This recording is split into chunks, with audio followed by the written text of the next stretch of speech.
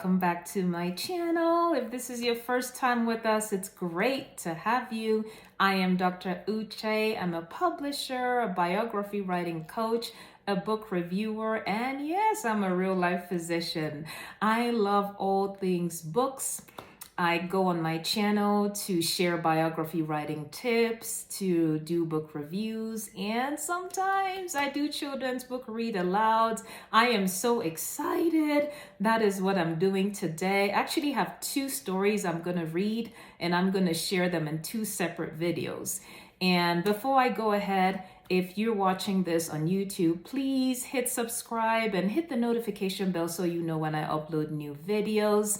And let's go for it. I am so excited to have today Nelson Mandela's favorite African folk tales. Nelson Mandela's favorite African folk tales.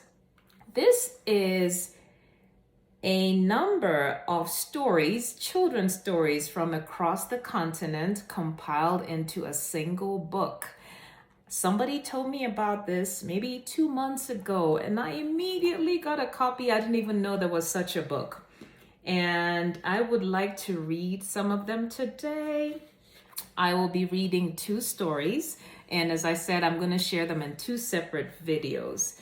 The first is The Enchanting Story of the Magical Bird. The enchanting song of the magical bird. So The Enchanting Song of the Magical Bird. This East African story about the innocence and power that children possess was recorded at the beginning of the 20th century in Benaland, Tanganyika, now Tanzania, by Pastor Julius Oki of the Berlin Mission Church. The illustrator is Piet Grobler. So, I'm gonna start. One day, a strange bird arrived in a small village that nestled among low hills.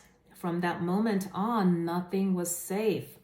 Anything the villagers planted in the fields disappeared overnight. Every morning there were fewer and fewer sheep and goats and chickens. Even during the day, while the people were working on the lands, the gigantic bird would come and break open their storehouses and granaries and steal from them their winter food supplies. The villagers were devastated. There was misery in the land. Everywhere was the sound of wailing and the gnashing of teeth. No one, not even the bravest hero of the village, could get his hands on the bird. It was just too quick for them.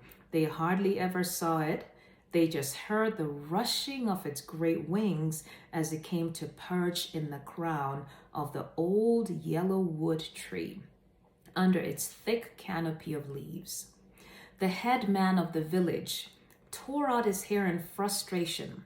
One day, after the bird had plundered his own livestock and winter supplies, he commanded the men to sharpen their axes and machetes and to move as one against the bird. "Cut down the tree, that is the answer," he said.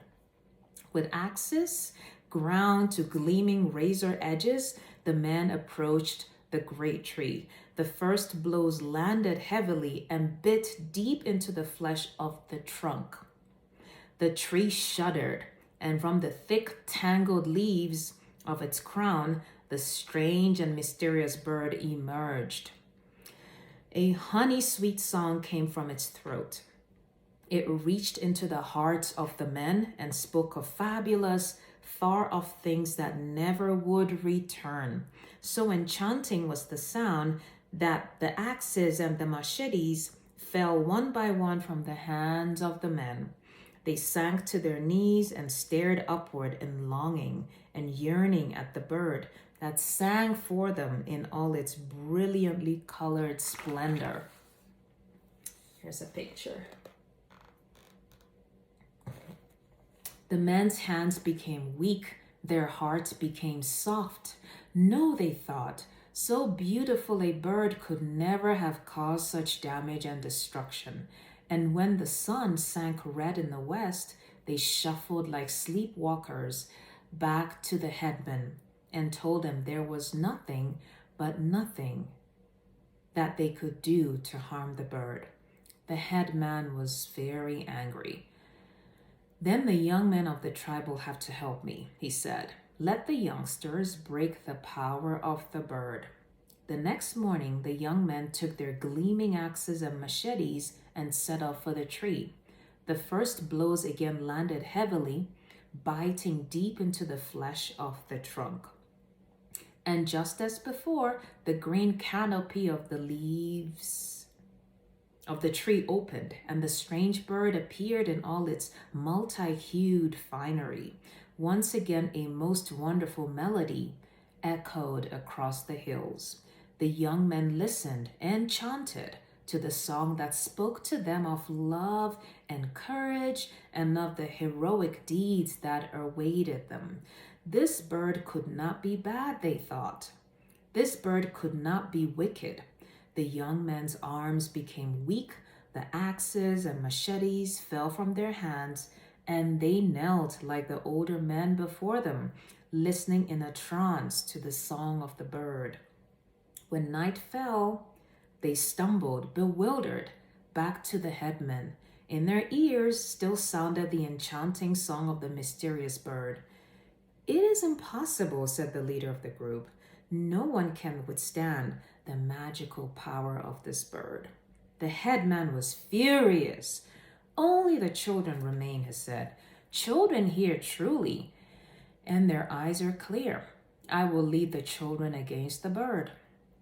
The next morning, the headman and the children of the tribe went to the tree where the strange bird was resting. As soon as the children let the tree feel the bite of the axe, the leafy canopy opened, and the bird appeared just as before, blindingly beautiful.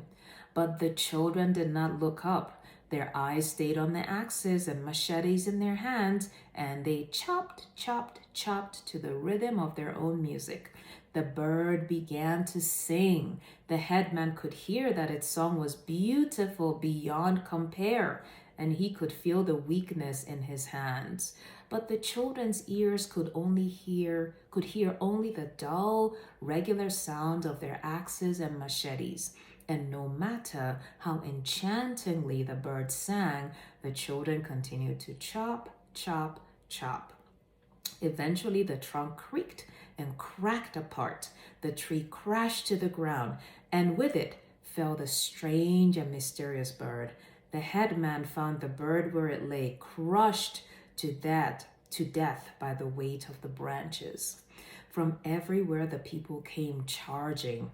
The hardened older men and the strong young men could not believe what the children with their thin arms had accomplished.